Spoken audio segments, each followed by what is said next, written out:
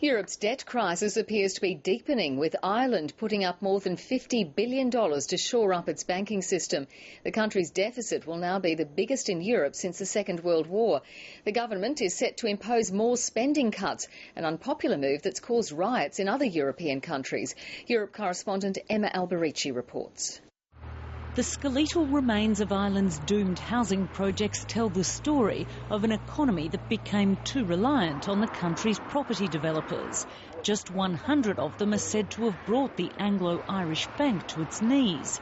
The government has told its taxpayers that they'll need to spend $50 billion bailing out the bank.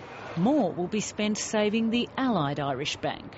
The Irish people are entitled to be angry with the bankers who lent recklessly over a considerable period of time in the earlier part of this decade. The government has warned that if it doesn't help the banks, their collapse could bring the whole country down with them. The government has a large underlying budget deficit as well, which it will need to reduce over the coming years. And there's clearly issues about whether it will be able to do this without sending the economy into a deep recession. The Irish economy is the first in Europe to risk going into a double-dip recession after contracting in the second quarter. As a member of the Eurozone, Ireland's pain is split 16 ways with the other countries that share the common currency.